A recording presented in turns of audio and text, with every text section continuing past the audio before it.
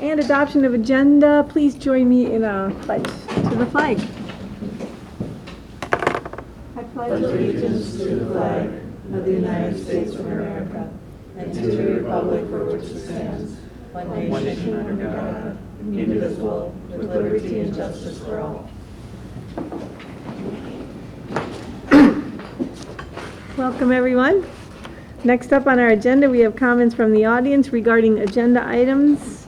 This is, if you would like to address the board, we ask that you state your name and address for the record and limit your comments to 5 minutes, and I'm guessing most of you are commenting later, but with the committee. Would anyone like to address the board, though, before the meeting starts?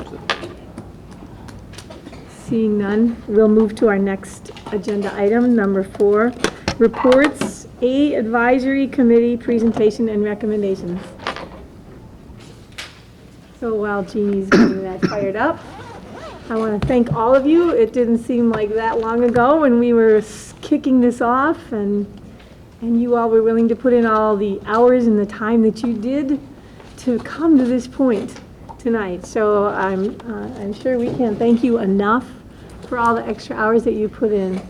And I know it was really encouraging for me as you went through the process, and I talked to some of you, how exciting it was for you all to learn more about our schools and our kids and what we're doing to try to educate all of our kids. So it was really fun for me to see that. So at this point, I'm going to turn it over to Jeannie. Hi, I think you know everybody. Jeannie Rupel. Dr. Collinholm and myself led the Citizens Advisory Committee for this past 10 months. Great group of people, very talented.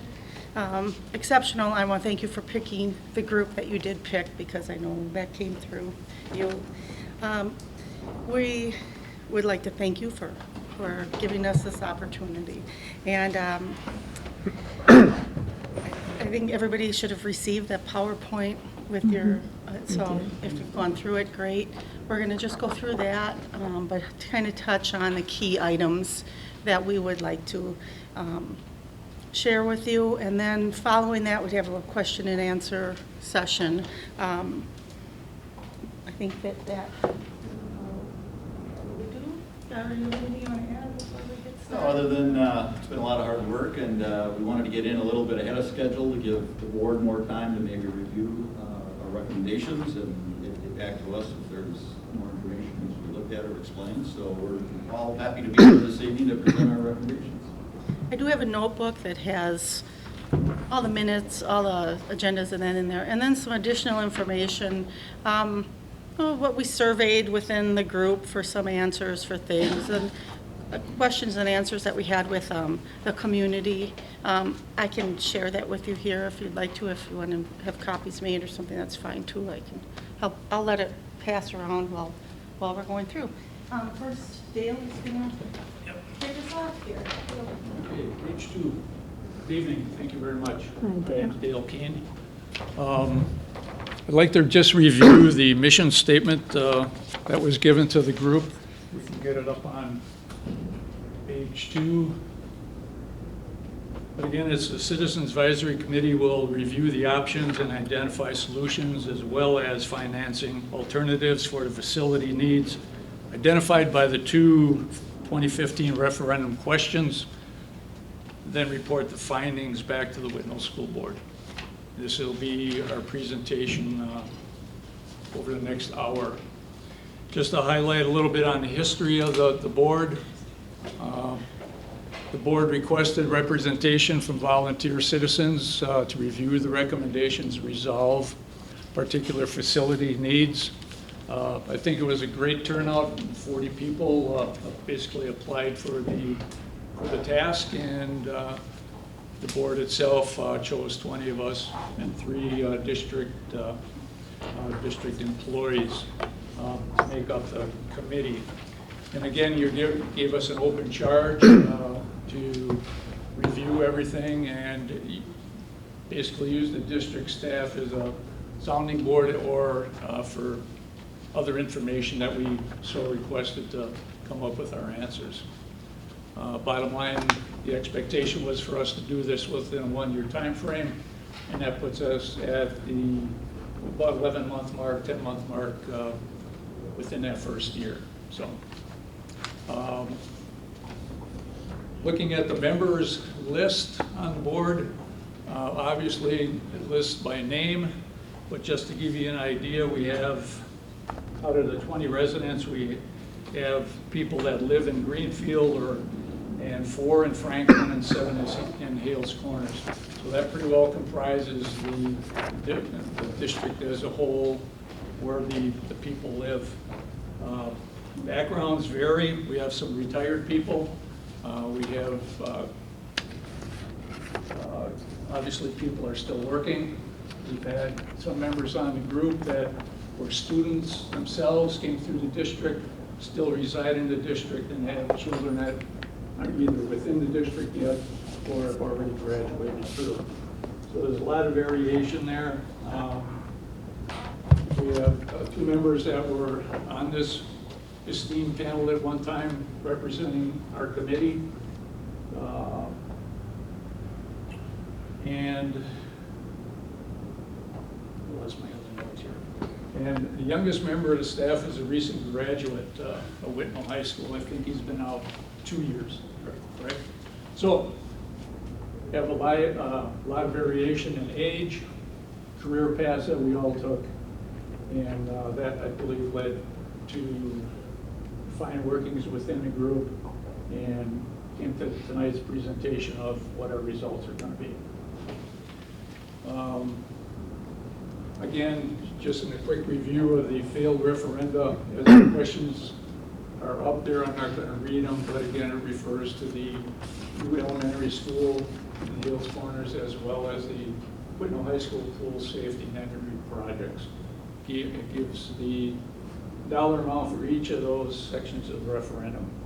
And from this, we based the rest of the presentation on and how we went about coming up with our recommendations to the board. Thank you.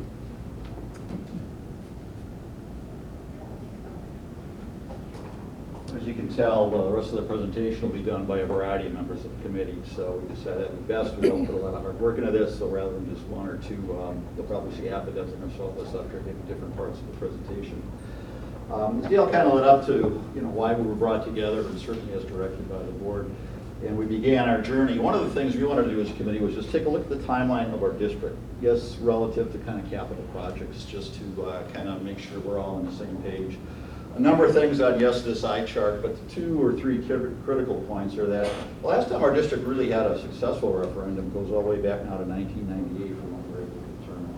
And that's when there were additions basically done to modifications here at the high school. So it's been a while since we've actually had a referendum of significance in the district.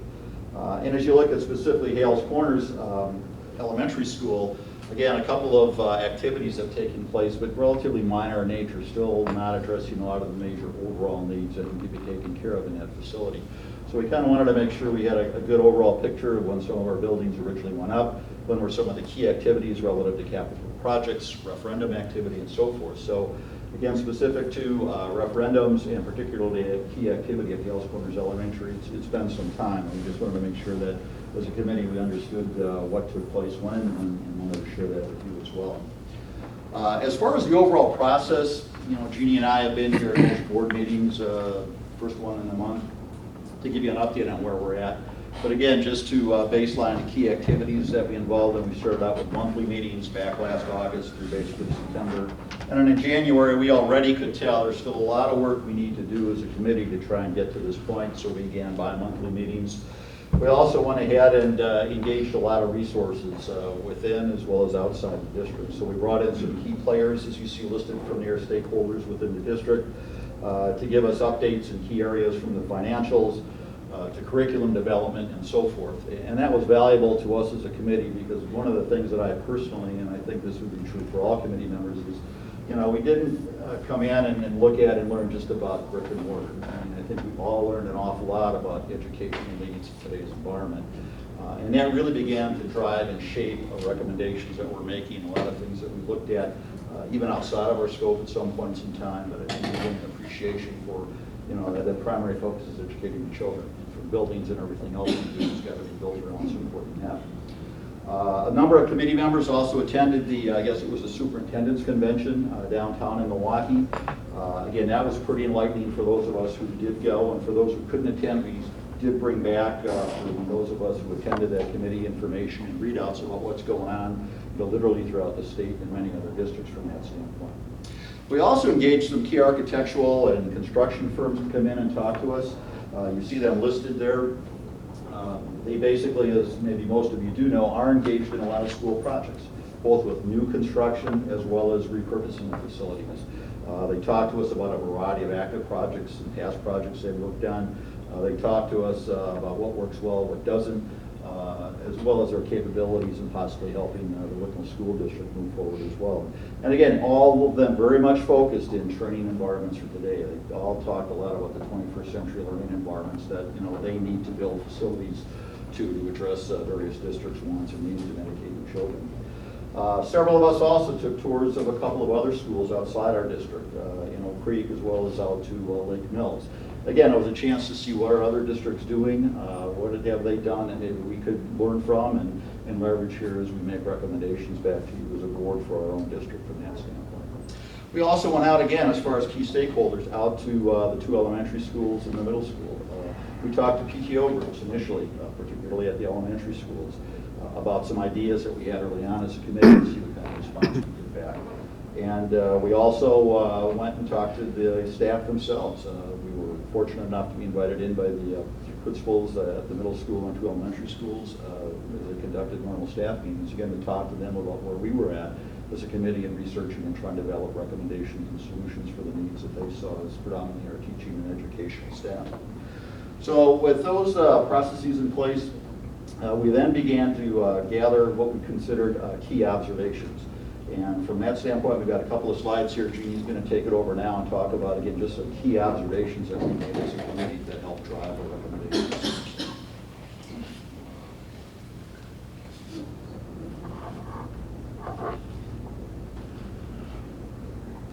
Okay, just to kind of hit some of the key items that we came across during first touring places, and then the people that we talked to. And I want to thank everybody that did come and talk to us. Everybody was very gracious about sharing their time and helping us out. At the beginning, when we first got together, we thought there really wasn't a long-term plan.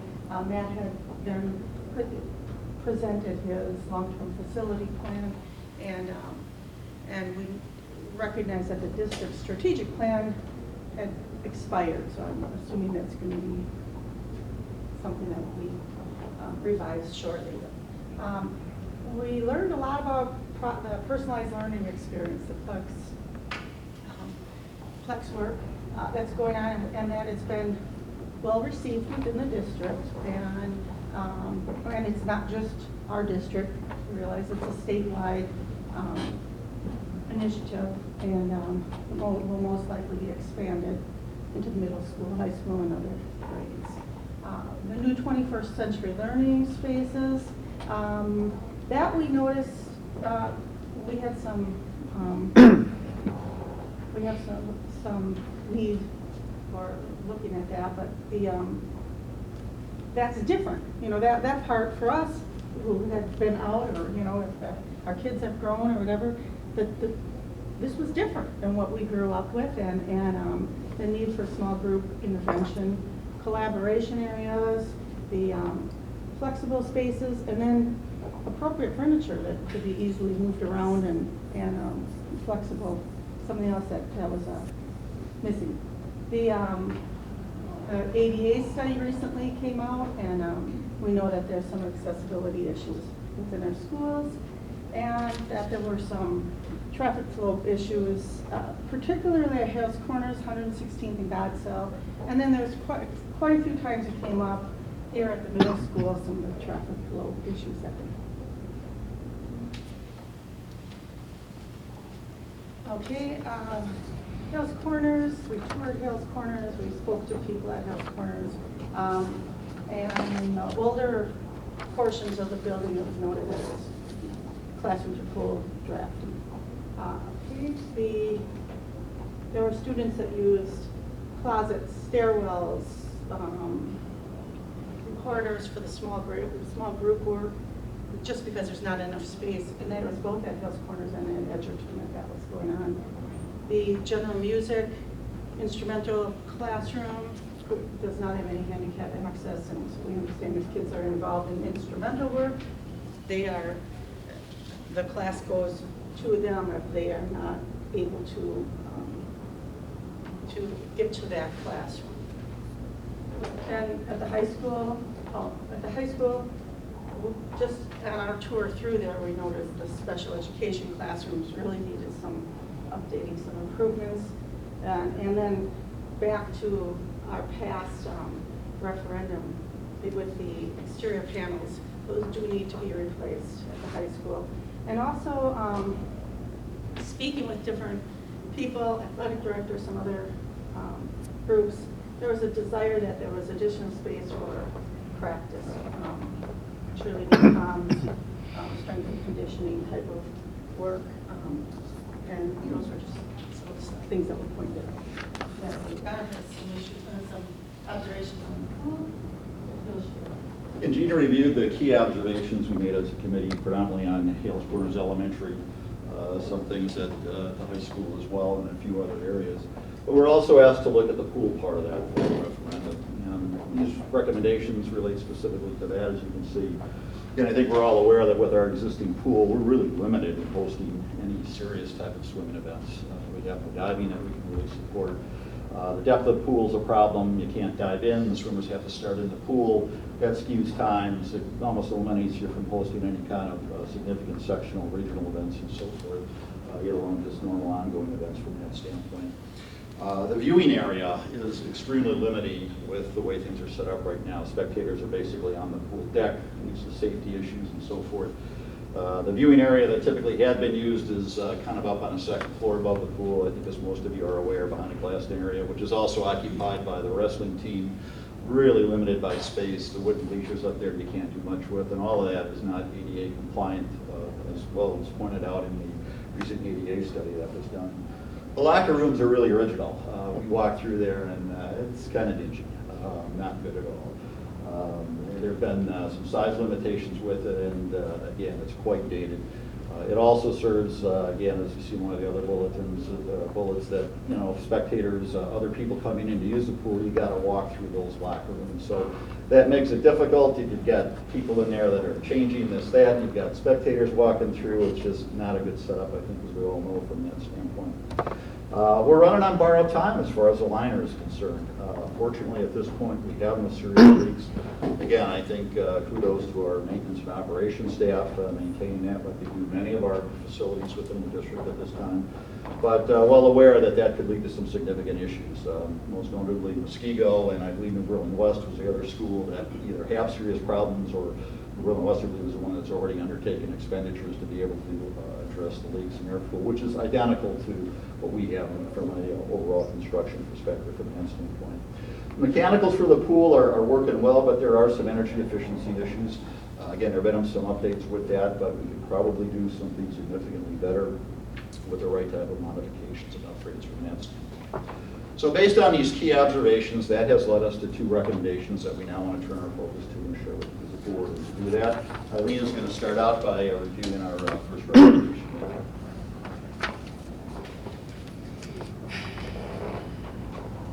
Okay, well, we came up with this little chart to kind of give you a quick, overall view of what option one and option number two, what they both include and where they differentiate.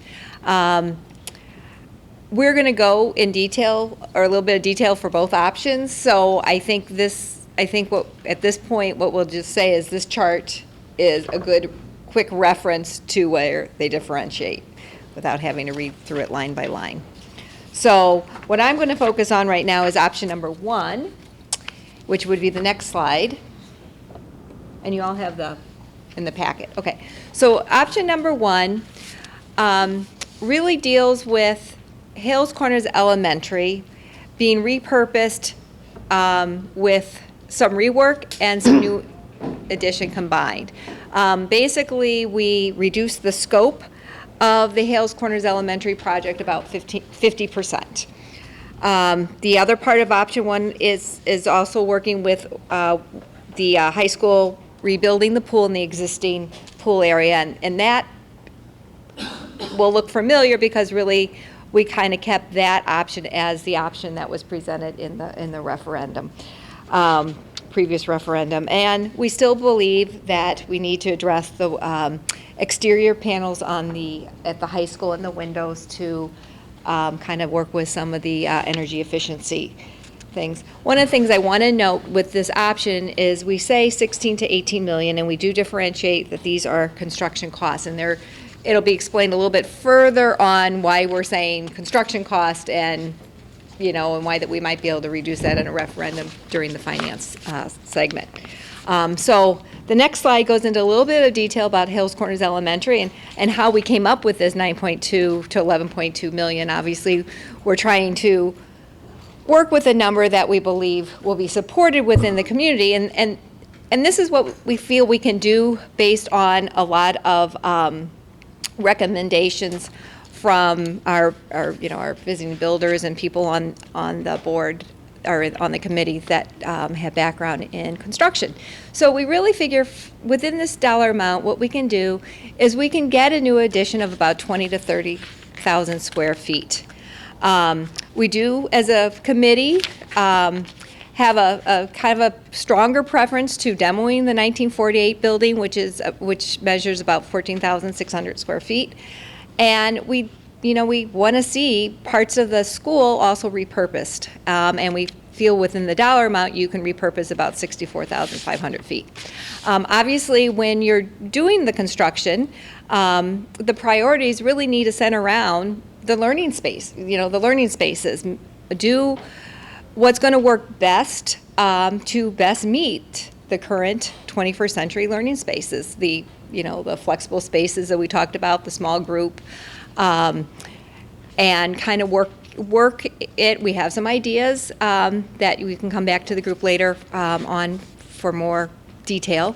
Obviously, we need to meet ADA requirements. We want to improve the operating efficiency at HCE. So it's energy, site, classroom, common areas. We also want to address some of those traffic flow and safety issues. And we think that could be worked into the plan.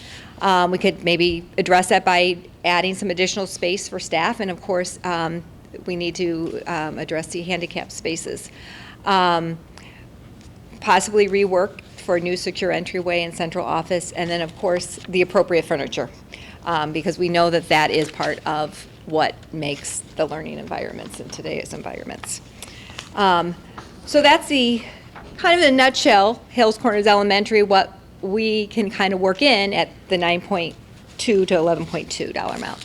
So then when we move on to the pool, this is the rebuild of the pool. It's 8 lanes with the starting blocks and diving boards, making the pool ADA and locker rooms ADA accessible,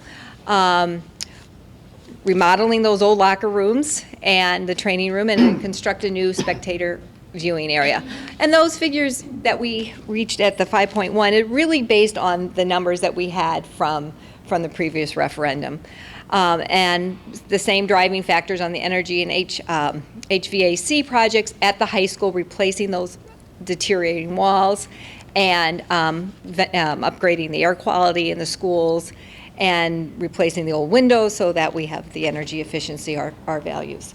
So that is how we worked into the option number 1. And again, those are estimated construction costs.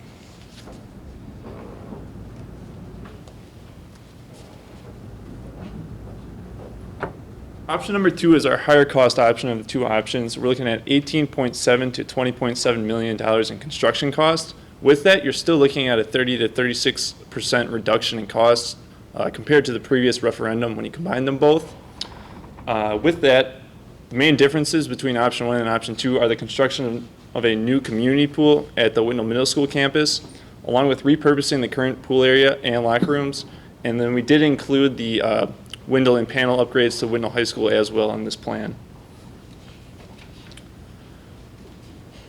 The Hills Corners Elementary portion of this option remains the same. We'd be demolishing the original 1948 section, along with repurposing a large portion of the school that we thought was still very usable. There's no point in demolishing the whole school. And along with that, we'd add 20 to 30,000 square feet of new construction.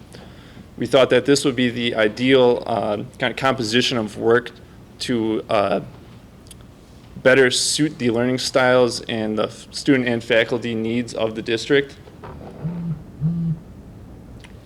The main meat of the change comes with this new community pool. We thought that the footprint of the high school pool is nice, but if we're going to go to referendum on this, we could do something larger scale and better by putting a community pool at the Whitnall High School lot. They do have the land available. With that, it'd be an 8-lane pool with a separate diving well. Along in the facility, it'd have its own locker room facilities. So it'd be an ideal location for students, athletes, and community use altogether. And with that, we'd address some of the traffic flow issues on 116th concerning the middle school parking lot entrances and kind of like the bus lane and all that. With a new community pool over at the middle school, the current high school footprint for the pool would be transformed into what we figure would be a fitness center. Along with that, we'd be upgrading the locker room facilities for improved student use, and kind of the general experience would be a little better. They are a little outdated and not the best shape. Along with that, we would be replacing the windows and panels for higher energy efficiency use, along with general looks and such like that.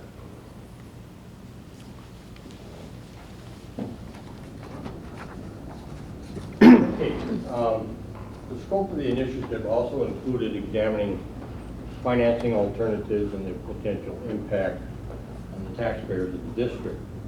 As such, we engaged the resources of Robert Baird. Specifically, our meetings were with Lisa Boyden, who provided the chart you see as Appendix 1 in your packet. The chart depicts the potential mill rate impact at varying borrowing levels and property valuation growth. In addition, the committee received input indirectly from school perceptions through the architectural firm Bray and Associates on the taxpayer referendum tolerance levels based on our district size, population demographics, and other certain variables. Their feedback indicated a taxpayer acceptance level in the $15 to $16 million referendum size. The committee's recommendations and considerations noted are on this slide and the next one. I'm not going to review each bullet point item. You have that in your pack. I'm assuming you took a look at it. However, the committee feels each one of these bullet points has merit and should be examined closely and evaluated for their merits. Thank you. Is everyone through speaking for the committee? No. The last two slides contain additional considerations. The first is that learning needs, throughout the process, learning needs should drive facility requirements. And number two, the community should be informed, educated, and engaged in both 21st century learning and the district facility and technology requirements to support 21st century learning. We ask that recommendations should address, or rather that community access hours and membership to the expanded workout facility be considered. And in addition, the school district will be well served to develop a long-term strategic plan. The committee encourages the continued refinement and use of this plan to guide the district's facility maintenance and improvements. And we ask that recommendations should align with the Whitnall District 10-year planning process as well as the recent ADA study. Thank you. We have a few more additional considerations. We thought it was important to research public relations and advertising firms that specialize in school referenda. Ideas of how to market the needs of our district, how to educate the people, the community around us. Take our talent, tap into our talent around us to help assist in the development and implementation of all those projects. We have a slew full of talent right here on our little community. Maybe search wider, we can get more.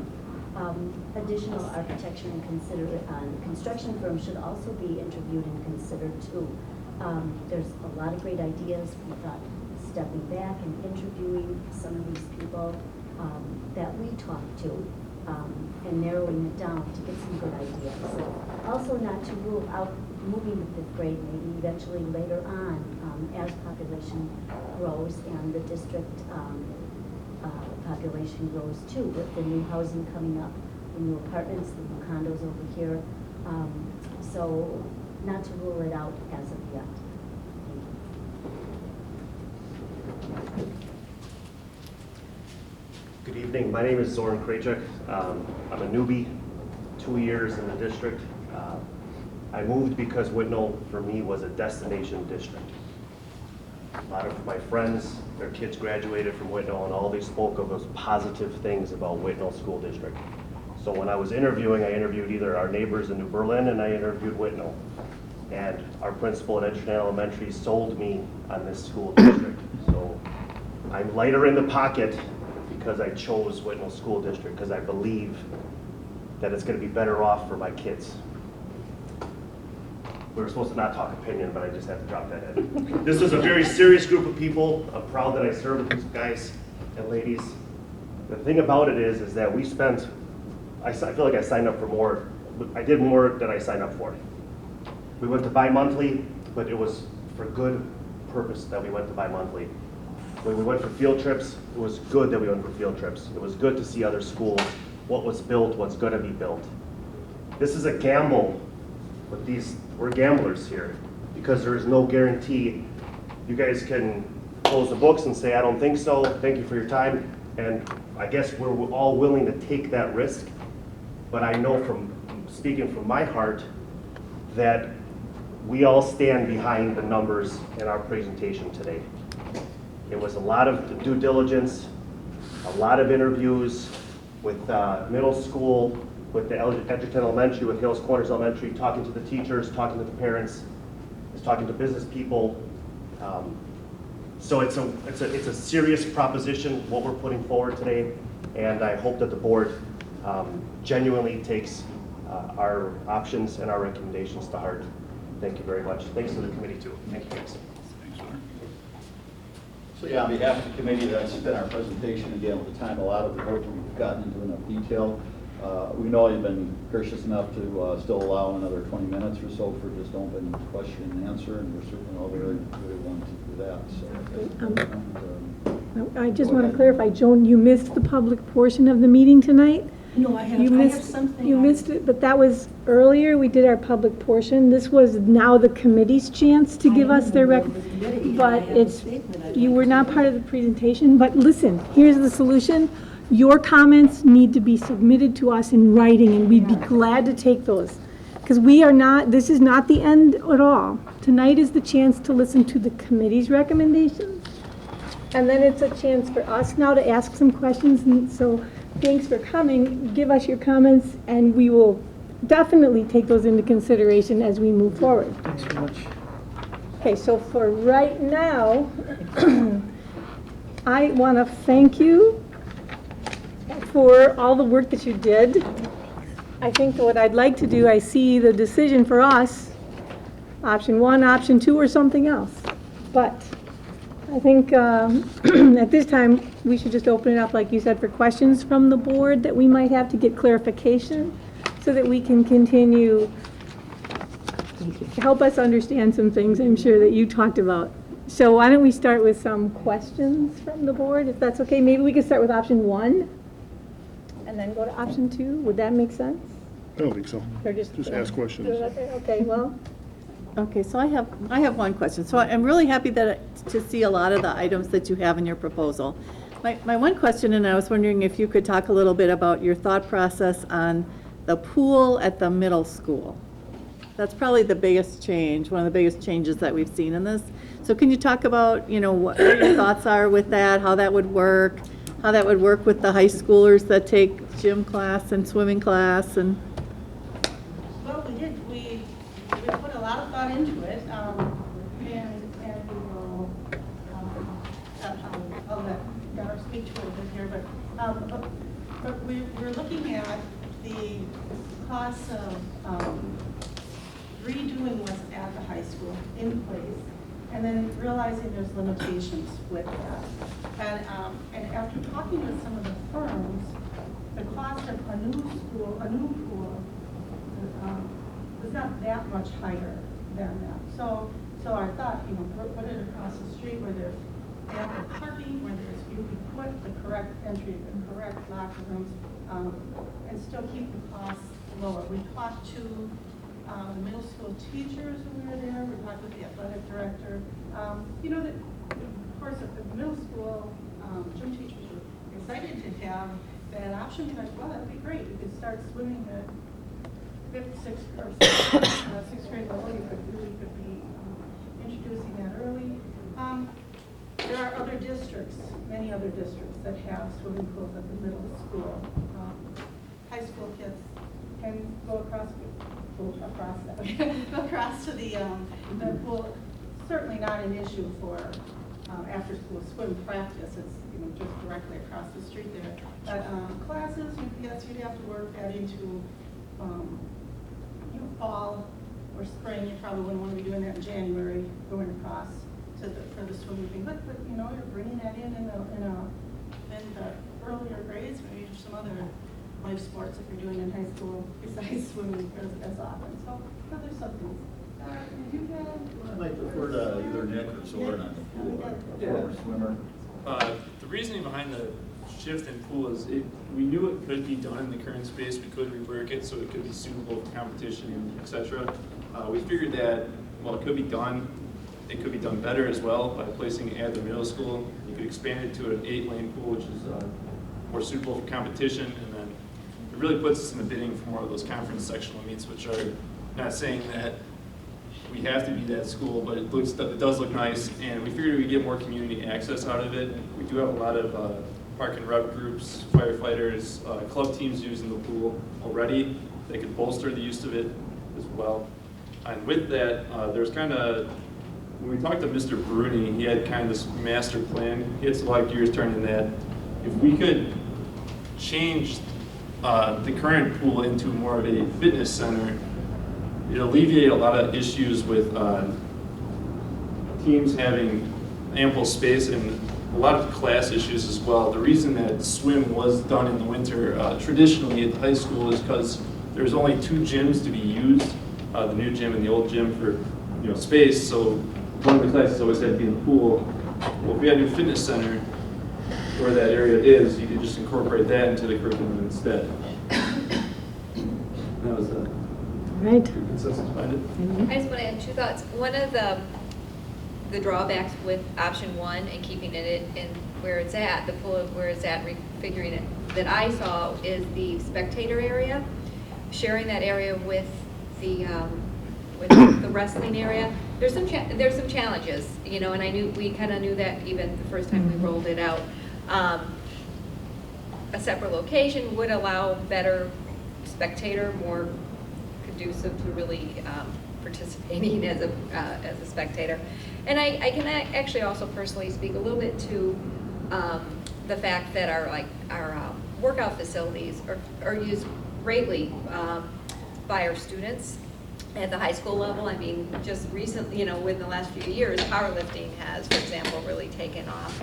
And all our athletes now are doing strength and conditioning training, as well as individuals for their own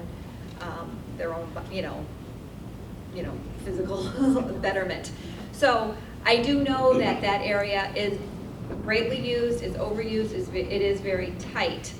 If we could get the community to support that, I think that's a positive for our students. I like seeing our kids involved in good things, and if the community could support it, then I think it would be a positive for our students. As a follow-up to Nancy's question on moving the pool over to the middle school, one of the comments, if I heard it correctly, was that it would help the traffic flow also down 116th. Is that just a redoing of a bus lane and shifting the route the cars take back onto 116th, or is it more involved? Well, the initial thought process was like roughly a 60-car parking lot. I mean, this is all in Right. Our architectural drawing on pieces of paper, or actually it was my map that I by hand, freehand, by the way. And it was for 60 cars, you know, bus, so that would be like, in theory, that would be where teachers would park, so then now that parking lot has less congestion, the current parking lot that we have, and then obviously professionals would be tying them together, but that would be a space for those 60 Okay. where it would allocate, and it would free up 116 a little, I mean, but it is a campus though, I mean, I think I support the campus theory, I guess, so. Yeah, that's kind of the nice thing, is even if you do move the pool to the middle school, it's still walkable for the high school 100%. students. It's even more accessible for Edgerton. You know, there's. We didn't actually, Edgerton never even came into the conversation, but now that you said it, I love the idea. There's some more accessibility in general to the pool. Okay. John Jones? So, Sorry, did someone have their? No, John? Okay. so question on the high school rebuild, option one. The original referendum had $4.6 million for the pool and 2.3 for different things around the high school. You guys have 5.1 million for the pool. Any reason that that's $500,000 higher than the original plan? What did you guys add some stuff, or estimated expenses go up that much, or? I can address that. That was just, Matt had helped us out in the 4.6 million at the time of that referendum in 2017 dollars. So it's just, So in a couple of years, it's gone up $500,000 just from inflation and whatever? Higher labor costs, we were being told about, with the economy being a better swing, and then other legislation moving through for. Is it essentially the same plan, though, as the 4.6 million a little over a year ago, 2 years ago? Okay. basically what we kept the same. And then in Matt's 10-year plan, he has accounted for the panels and window upgrades, I believe. Is that correct, Matt? Not directly in the 10-year plan. I mean, it's accounted for in the inventories, but it's not laid into the budget directly. Okay. I guess I get a little bit lost in what you've intended to budget for over those in that 10-year plan, and what we have to still come up with. But so I was just thinking if that was already in your works for over a 10-year period, Yeah, I can help you answer that. Based on what decisions come out of the committee and any future planning decisions the school district has, we would insert projects like that into some kind of financial plan that would take on a little bit different of a look, but we would still just insert it into the plan under one of those manuals. But like if it was let's say it was debt, if you're going to take on debt, you could put almost a debt payment into that 10-year plan and say, okay, every year we have a debt payment related to the plan. I mean, so there's a couple different ways we can use the framework. Okay. Which one we there. So the reason I ask is because I know you guys understand that the total price tag, we're trying to keep down, obviously, for the best chance of success for a referendum. So if we were able to not spend 1.7 million, if we were able to lower the referendum sum by carrying that out through your 10-year plan, then that may help increase the chances of a successful referendum. That's why I was asking. Absolutely. Part of the recommendations of the financial part was taking some of the money out of the fund balance, and and to offset the cost of the referendum. So we toyed with this. Some of the high school work, would that be in that, either do it directly out of that fund balance, then it would be in the referendum, or put it into the referendum and put money towards so, I guess it's. I think part of the problem with the referendum as it went was incorporating many things into that pool question. So maybe a chance at improving the success of the referendum might be to not have additional things in there that we could accomplish through other avenues. It's just a thought. Other questions, John? Sorry, do you have other questions? I think that so That's it far for that's now. it. Okay. Who would like to go Design next? that with leeway Quinn. for you to look at the whole picture. Yeah. With, Yep. I was wondering why so it's not carried in stone. You can No, finance it a different no, way. absolutely. I understand these are just ideas you guys have put a lot of effort into, though. So I was wondering, my question was why those got incorporated in. Or actually, my internal question is I'm wondering why you guys are incorporating those things in there when there's other avenues that maybe we could look at, so Well, I thanks. want to follow up on that. That's the question. And you guys at this point are saying, yeah, you would support putting that into this plan and taking it out to the voters, correct? That's why it's in here. There's, In your 10-year plan, It's in here. It's not in your next 3 years. No. So how long are you going to kick this Right. this down the road? Right. I mean, is really what it comes down to. We didn't see Yep.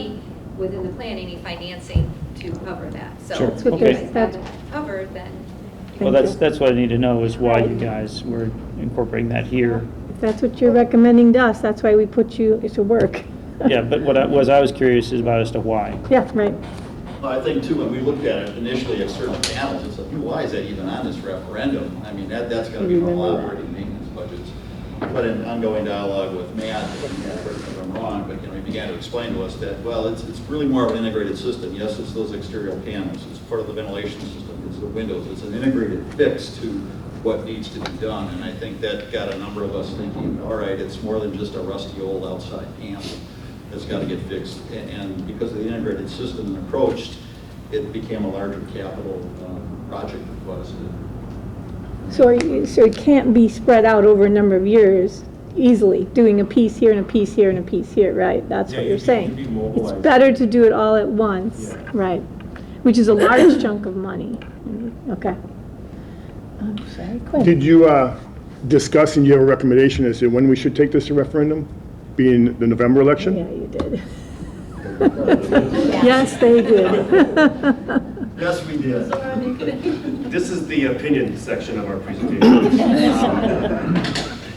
We discussed, Quinn, we really did, and we went back and forth. A lot on the committee feel that you guys would have to, I believe it's August 26th is your deadline to file for a November 8th election. I believe that would be your guys' deadline. So August 26th, getting it out to the public, we're gonna be cutting it close. In theory, we would be cutting it close.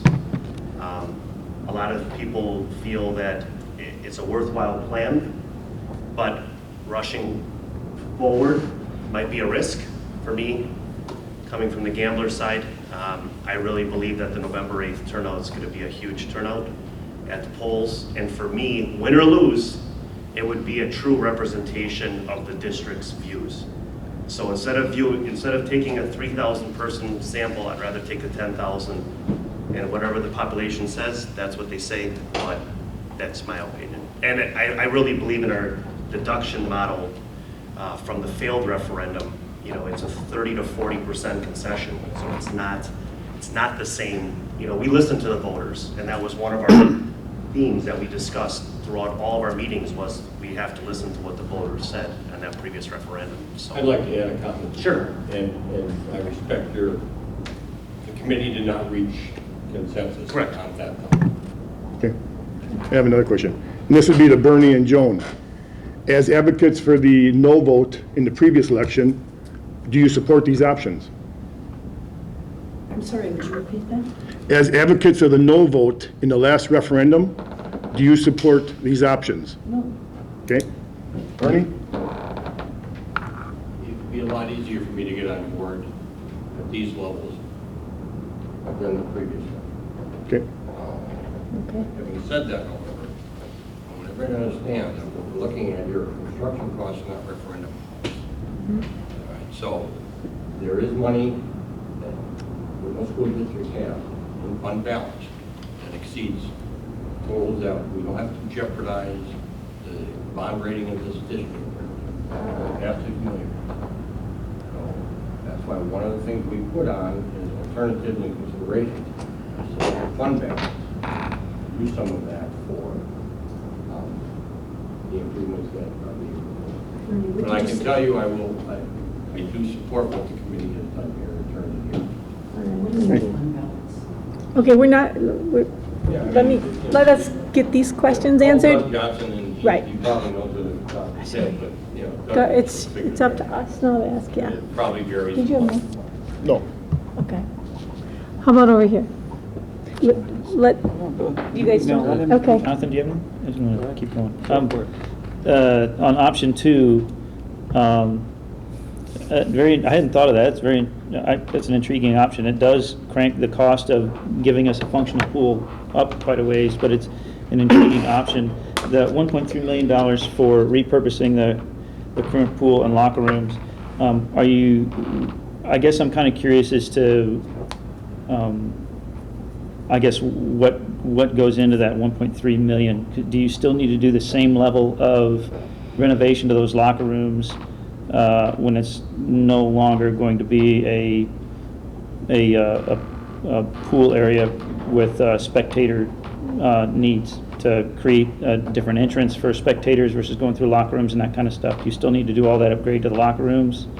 And I mean, in a sense, I mean, you guys came up with the numbers, so you must have an idea.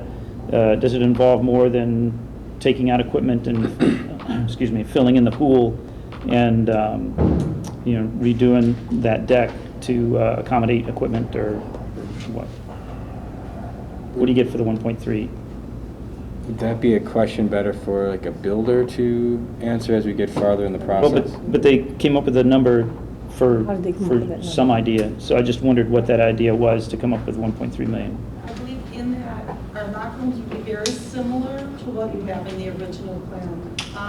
Because there are so many costs that were involved with drains and wall work and that.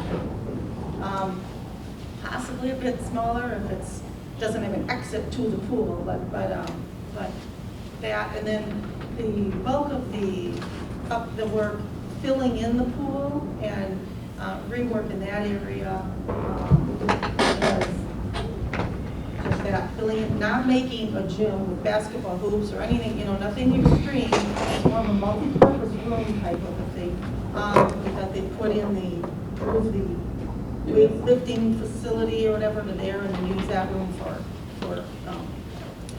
dance. Yeah, the recommendation from Scott Bruni, is that the current weight room, and I know that my daughter's a junior at track and cross country, is really heavily used. Yeah, there could probably be some better scheduling could be done, but it would be to take the current weight room, move it to the current pool location, so we've got more room, more equipment for teams to train. You've got teams like bombs, dance, yoga that are basically working out either in the hall or on the towel floor in the cafeteria, which creates safety problems in and of itself.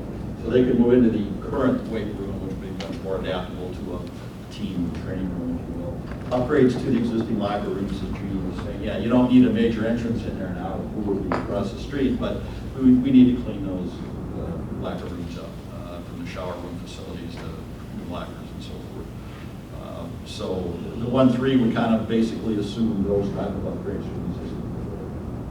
Thanks. Okay, other questions? Bernie, you said the tolerance for referendum was 16 to 18 million?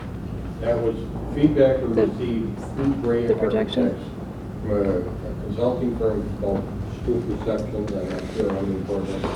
Familiar with that, that's a local company that does research and development in these types of things. Right, but that was the range, right? 16 to 18? And that was their opinion. Okay. Other questions? Well, I guess, we did go to referendum. The taxpayers said no, and I said that, win or lose, we needed to abide with the taxpayers said. So my question is what do you feel, having worked on this so hard, what makes this plan more tolerable or better? Well, I guess from my perspective, being a retired individual in the district with my wife, I can sit here and tell you that I voted no against the first referendum. $1.81 per thousand. Okay. Throw it out there. My taxes were going to go up $540. Yeah. I couldn't swallow that. What's changed here is getting involved with this group, getting to understand the situation at Hales Corners. I can tell you, I never even, without even going onto the school district website, I wasn't even aware as a citizen that you had these tours planned. Never saw any of that information. But anyhow, that besides the point. Getting involved with the group, seeing the conditions and what we're trying to do here as a district at the grade school and with the pool area. And I can remember, I think it was back in the '98 referendum, part of the pool, not so much the pool, but the locker room environment. Yeah. That hasn't changed in 18 years. Nope. Okay? So based on that, dealing with the group, talking with the architects, going through this whole process, I personally can sit and say, I can absorb the $1 per thousand, not the $1.81 last April. I think the district has to keep moving forward, take care of the situations that we have here. Yeah, I'm retired, I'm up on that other end of the age group, but you have a heck of a district here. And I can't see just doing nothing or just stopping dead in the water for our current kids that are here, as well as those that might stay in the district, get married, have their own kids, and now those children are going to be in the school. That's my perception. Stephanie, if I can follow up with you. Sure. One of our key points that we were discussing was phased borrowing. So this would be a tax impact over 3 years. And that was one thing that we discussed with Lisa, is what is our maximum time to borrow the funds that would impact. So it wouldn't be that $1 per thousand would not hit All at on one once, day. right. So it'd be maybe 65 cents, and then in 2 years it'd be the next 35 cents. So to kind of work with the taxpayers as far as incremental increases, so it wasn't all at one day type of thing. And that was one of the ideas that we really focused on the financial side, was to have their, to plan for it kind of thing. So that would be a difference as far as the previous. Stephanie, another thing that we thought would be more palatable to the residents of the community is that we were looking at not wholesale replacement of Hales Corners, that we looked at that and that we said, there are some good solid parts of this school, and we can work with those. And we talked to those firms, and they said, yeah, we can repurpose these. We can make these rooms work for the new 21st century learning styles. We can work with these. So that was it. We thought people would see that we're trying to salvage the good, the solid part, and then we're just going to add on to cover what we had to remove that we feel is not really appropriate for kids now. We're going to remove that piece and put on the additional space to take care of these other issues. But we can fix windows. We can fix some of the other stuff in the existing. So we're hoping that people will see it. We're trying to be sensible about this. We're looking at their dollars, and we're trying to use those in a way that they can. And I know that you guys did a lot of work on it, and we understand too that redoing and new isn't always a lot different in price. It costs a lot of money to redo things. Sometimes it's just easy, it's cleaner, it's easier, knock it down, build something new. But we don't feel that that's the mindset of most of the people that are out there. What do you do with the students while we're repurposing the 64,000 square feet of usable space? In our plan, in this plan, we would work, because you would start the new construction, and then bring that into play before you're taking the other part out of service. And the architectural firms will work with us on safe ways to keep the kids out of the construction zones and that type of thing. Okay. So you're actually adding space then, Oh, yes. in this One plan? addition. Yeah, Absolutely. 30,000 square feet. You're adding space. Okay, I just want clarification. Adding up to 30, and you're taking away 14, right? 30, Yeah, but you're taking away 14, so it's not 30, right? You would end up with, We 20 to looked 30. at basically 10 to 3 50. levels at adding, we took away the 48 section, which is, I think, around the 14,000. We were looking at different scenarios in that 9.2 to 11.2 of getting 20,000 more square feet into Hales Corners, whether that's one massive section, or it could be 2 sections, it might be 3. So we were looking at 20, 25, and 30,000 square foot addition. Based on failed referendum, I think correct me if the numbers are wrong, I think they were gonna plop a new building out there for 96,000 square feet. So we used those additional 3 tiers added on to the balance that was left after taking away the 48. Part of the thought process there too with the 48 demolition, we threw it out on the table here where we could use that north end or the east end of that property, put in a new parking area for teachers, handicap parking, public parking for people coming in and out of the school, and take the environment that's out there now on on Gottsel and all the side roads, get rid of that traffic out from in front of all the residences, as well as teachers parking there. John Q. Public comes in, they want to come into the school, they have to park down those same streets. And then during the morning hours and end of school hours, you have the buses coming in through there. So we were looking at some of the potential safety issues that could happen. So eliminating the 48, we could take all that traffic off of those side roads. You could still come in off of Gottsel, in and out of the parking lot. You could come in off of Gottsel and go south out to Janesville, depending on what the final outlay of that whole scenario would be. So. And Dale, just to give the board a little bit of perspective, because it's not reflective on these papers, about how many site visits did you make to Hills Corners Elementary? And just, That was probably in 4 to 6 so visits there, but and I also spent some time at City Hall. Thought process to my portion was, we have the main 48 building, and then that's running east and west, that whole section. We have an opportunity to come off the north face of that building 15 feet without going to the city to put an addition on, if we want to go that whole length for classroom environments that we want to go to.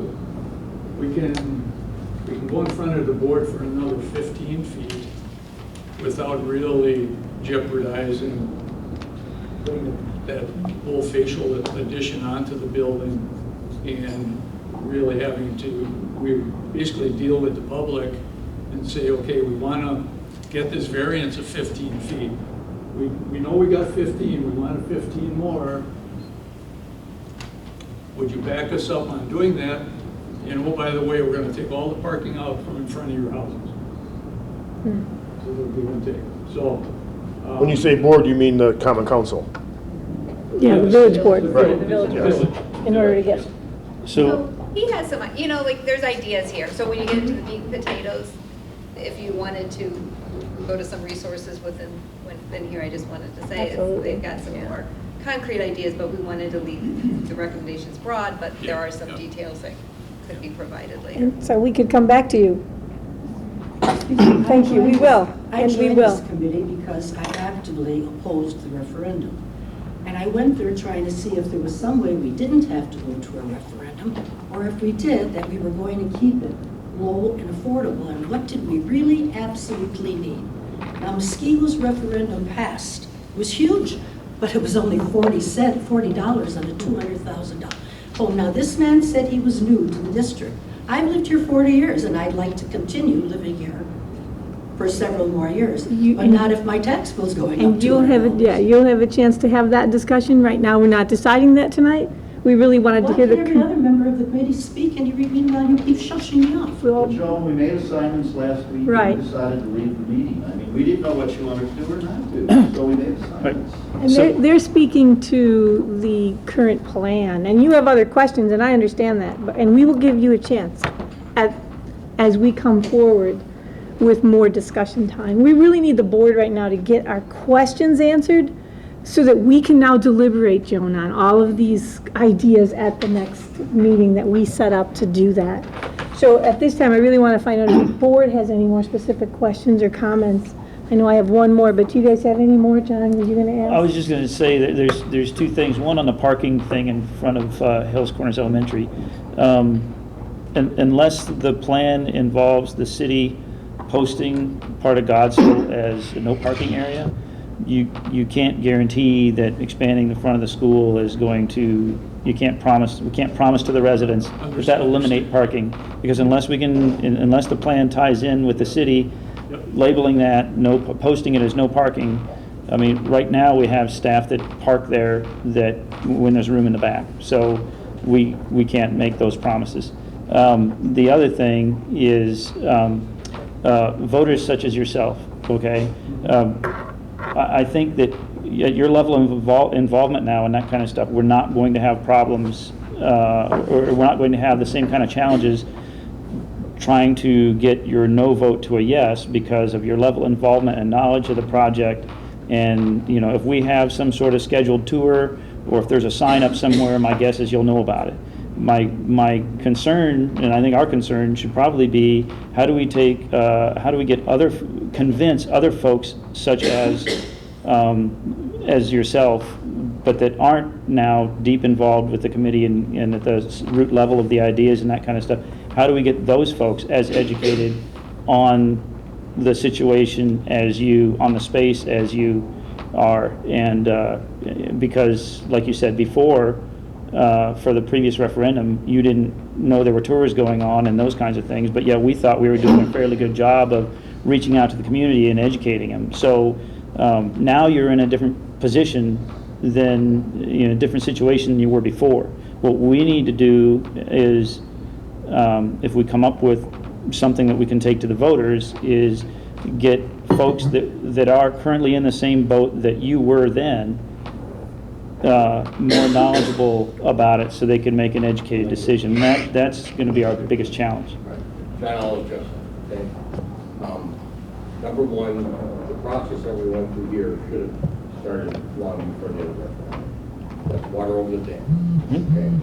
So you've engaged a good group, a very competent group. I highly encourage the board to continue input from many of these individuals on the board. Certainly people that are a lot more knowledgeable on construction than I am. So, second thing is engage a public relations firm. Right? You didn't do that. You relied on a part-time employee that was not real effective. So start the planning process earlier and engage the right people, committee members as well as outside firms. School Perceptions is an excellent firm. So communication and over communication and education is paramount. So I just want to... There was some input from some of the firms that we had in, and in that notebook I have some of their brochures, but you know, how they would go forward with referendums. And one thing that really stood out was the focus groups. We would go to senior living centers, you know, to explain to them about what's different in the education now, why are these changes needed, and then what are you looking at? So focus groups with the kids, focus groups with, you know, teachers, just all different groups, as many as you could, just to get input, because people that have input usually are, you know, a lot more on board than those that are just have something handed.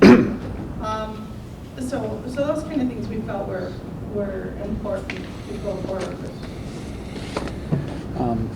What is the split on the committee on November versus April, and how would that impact? We didn't vote that. You didn't vote? Okay. Not our charge. So what would the... Not our charge. Well, you gave your opinion before, and that's where I was coming on, because it was a split. Should we go April? Should we go November? What are we recommending? I know it's not your charge, but... Kevin, it had to do with the deadline. We were really torn. I know. Because August deadline. We wanted to hit this election. Yeah. Right. We wanted to even be here a month earlier with this, but then we don't want to go through with half, you know, with a half-baked idea or something that hasn't had enough publicity and, you know, and turn off people. So, although all those doors like go out there and do it, you know, so there is some merit to that too, you know, go out there and you're probably going to have a couple of failed ones before you have, or you might, I don't know, but only, I'd say, for myself, I'd only say go forward if we felt we had done all the work that we needed to get ready for that referendum. So, I mean, it doesn't mean you have to be done by August 26th. You gotta put it on or not, right? But if you're still drawing up plans or something like that, and you feel you're gonna be ready for November, having talked to the people and making the plans, yeah, go for it. But to me, that seems not a bit more than we can. With regards to that, should a referendum pass if there was one, how does when would versus something passed in November, when would you have estimated, or based on your planning, the start of any of the construction would begin? Shortly after. We would have up until, I believe, 3 years. That was what we discussed, as far as from taking our first payment. Is that correct, as far as from Lisa, as far as to what the dollars? By statute, you can go on 1 year. And those That's are, a function of, you know, how busy the construction people are, how Right. soon you can get Right, the competitive funds. bids. And that was one thing we spent a lot of time discussing, is make sure we get competitive bids, not only from architects and general contractors, but all the way down to the sub level. Lauren has some great ideas. I guess more or less what I was getting at would be, if something passes in November, are we waiting till late spring to start construction, or are we starting right away in winter, or if we go in April? I mean, does it make a difference when the construction would be starting? That's more or less what I was getting at. So if we go in April, then we're delaying it a whole nother 6 months. Yeah, but Kevin, you can't get permitting, you can't get plans put out that fast, so the process is gonna take. I'm asking questions. I know, answering I'm your just question. saying, I'm asking the question about what the difference would be. I'm not saying we're gonna rush into something right away or not, but whether or not it's gonna make a difference when it comes in the long run. and those are questions we do have to answer, but the committee obviously didn't take a stand directly Well, on they had talked when. we talked about when, how would we shift around school if Right. it started in the elementary school. I would assume that would be part of the considerations as far as how you're gonna maneuver this. This gentleman had to answer. I'm sorry, go ahead. Findings didn't develop any floor plans, so you'd have to negotiate with Right. the firm, they would have to design the buildings, then you would have to bid the project. I could see easily see a year after a fall referendum date as an Before early. it starts. I don't think you'll be able to design the project in 6 months. Well, yeah. Okay. Good. Trying to gauge whether Yeah. or not 6 months is gonna make a difference. Right. Based off what they're saying. Sure. Any other questions? I mean, it looks like you're putting it into one package here, as opposed to do one now, do one later, which makes sense to me, but I just wanted to double check that with you. It's a package, so that Stagger the, starts. yeah, you could, show the board, I just want to make sure when we have our discussions, if that question comes up, I know the answer, so. All right, if there are no other questions, thank you, yes. You want to take a show of hands of the committee who wants November? I think to that point, if we said with the process of engaging the community, if you're rushing it for a November deadline, you're not engaging the community, or we're making your decision in August to go and then engaging the community after, which means we learn nothing in the process we just went through. So if we're truly going to engage a community, it needs to be next year. It needs to give us time to really engage a community, get information back, have a formulated decision to come forward with the engagement of whoever it is, and then come forward next year. Not to mention what the strategic plan might be for the district. Right. Well, and with that, Which we're working absolutely. on. But Sorry. before we decide to go with that, I mean, to Bernie's point, if we decide to go forward with anything, hit the consultants and the PR Yeah, we have folks to as vote to on all that what they stuff. think the Right. best timeframe would So be. that would add an extra Exactly. number of meetings to try to Yeah, figure out who that would be. Just to get the bids back That's, and- yeah. No, making a decision. It won't by- happen by November, probably, but, question. Lisa? Comments, Good. questions? No, I would concur with everything here. I think there are a lot of decisions as far as engaging the community is a critical piece of it, and while you can engage some of those consultants along the way to give them, to get their best thinking in that, I think that those are all critical pieces, including the financing piece. I think that there's some opportunities to look at, while Matt has a 10-year facility plan, it is a facility plan, it's not a financing plan for those facilities. And those are two separate items, so I think that there's some strategic plans. We have to look at all the potential funding sources that are out there and strategically plan those out in terms of that, because there are multiple ways of getting at that, and the board has to strategically plan that out. So I think that would be part of that vision. And then sharing with the community what that strategy is fiscally and where that referendum may fall into that process. We were invited, I'm sorry, one just like, we were invited to the Falcon Fest, to have a table or whatever and share information. I don't know if we'll be in any position to do that, but those You mean type of the block things. party? You mean the block party? Block party. Oh, yeah. I think that's a good idea. I think that'd be fantastic. Have an update on it. Yeah. To start getting word out. Start getting back, feedback. Different community events like that, it would be great. Absolutely. I think that gives us a good deadline to get some of our work done to be ready for that. So that's a good idea.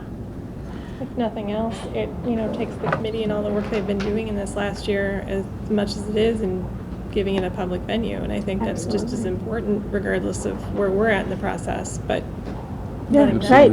Either way, get out there and display what they've done. that would be great. All right. All right. If there are no further questions or comments, I want to thank all of you for all the work that you did, and we will get back with you as soon as possible on our next steps. All Thank right? you. Thank you all very much.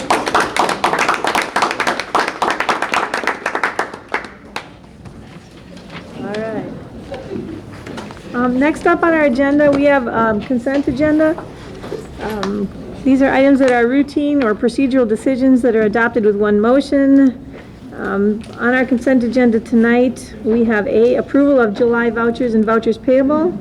B, approval of June 27th and July 11th, 2016 school board meeting minutes. C, approval of CERT's consultant 66.03 agreement. D, approval of purchase of SAN for district backups, a technology piece. And E, approval of new staff hires and resignations. Before we vote, would anyone care to pull any of those items out? B. Pulling out B, okay. Any others? Seeing none, then I would entertain a motion to approve A, C, D, and E. So moved. Second. Moved and seconded. All in favor, say aye. Aye. Opposed? Seeing none, motion carries. Okay, then we have B, approval of June 27th and July 11th school board meeting minutes. And I know, Nancy. So I pulled that because I was not at either one of the two board meetings, so I feel like I need to abstain from the vote on that. All right, thank you. So then all in favor of those approving the minutes, say aye. Aye. Opposed? And abstain? One. Okay, motion carries. Thank you. Next up, we have new business. Approval of the Board of Annual Declaration and Parent Notice of the District Student Academic Standards that will be in effect for 2016-17 school year pursuant to Section 120.12 and in paren 1.3 and Section 118.3 1G in paren A1 of the state statutes. So this is, again, a requirement by state statutes that we approve this every year, and it's in July. So do you want to take that over, Lisa? We've got... Sure, it was a requirement last year, it came in very late, it's supposed to be at the first meeting in July, so we'll make sure that that happens next year, we just need to move it up. It's in state statute, it was new last year, most districts are doing it in August last year, it just says that you are making a statement of what your standards are, and it's more of a formality, nothing has changed in relationship to this, but it has to be recorded in the minutes, and the board has to formally take action on it annually. Okay, any questions on this? No. Seeing none, then I would entertain a motion to approve the district's student academic standards that will be in effect for this year. Motion. Second. Moved and seconded. All in favor, say aye. Aye. Opposed? Seeing none, motion carries. Next up, we have old business, discuss and take possible action on the preliminary budget. Lisa and Doug. This is our second look at that, and the numbers have changed. So, do you want to? Right, we highlighted some areas that we had changes in. I also listed some of the things that we know about. I think one of the other changes is that when the board approved a motion for spending authority at the June 13th board meeting, we felt that was the first look at it, and that we would be in a position to take action on a preliminary budget now, prior to the one that will be developed for the annual meeting at the end of September. if there are questions that you've got about some of the highlighted items, should be able to answer them, hopefully. Okay, questions?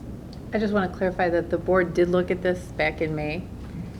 And typically what's happened then, and then in June gave a spending authority. Typically you would have approved it at that time. So there's a far enough separation between that preliminary budget, because all that is a formality at that point, honestly. We get too close to now in adopting a preliminary. It gets very messy because we start to get some of those variables in the budget, and we really need to separate that. And so that was sort of a preliminary. We've adjusted next year's board calendar, so this will happen at that same time. So this is, and while Doug started to fill in some of that only because we know some of those, we don't want to get too deep into that, or we're just constantly changing variables. This is not the agenda that will go in front of the public at the annual meeting, but the board does need to take formal action on a preliminary budget, so. All right, then I would entertain a motion to approve this. Motion. Second. Moved and seconded. Any other discussion? Seeing none, all in favor say aye. Aye. Opposed? Seeing none, motion carries. Next up, we have comments from the school board regarding items for future consideration. Does anyone have any future items? Seeing none, then we move to board member announcements. Any announcements? I have one. Nancy, yes. The Greenfield Park and Rec Department is having their annual fundraiser again this year. It's the second Saturday of August, so it's August 14th. And it's a golf outing, but it's a mini golf outing, so anybody can do that. So last year we did have a Whitnall team, which we haven't had in a while. So if anybody would like to golf, it's in the morning. There's lunch, and then we're usually done by like 1 o'clock. So if anybody would like to do that again, if you could let me know soon, that'd be great. What day? It's a Saturday. All right. Sounds good. I want to mention that also that we have our regional meetings. It's September. Why does it have 2 dates on? Oh, no, it's September 28th for our regional meeting. And again, I emailed all of you that information in case you would want to run as our director at that time. So September 28th, let us know if you're going to attend that. That would be great. All right. Any other, seeing no other items, I would entertain a motion to adjourn. So moved. Moved and Second. seconded. All in favor say aye. Aye. Opposed? Seeing none, motion carries.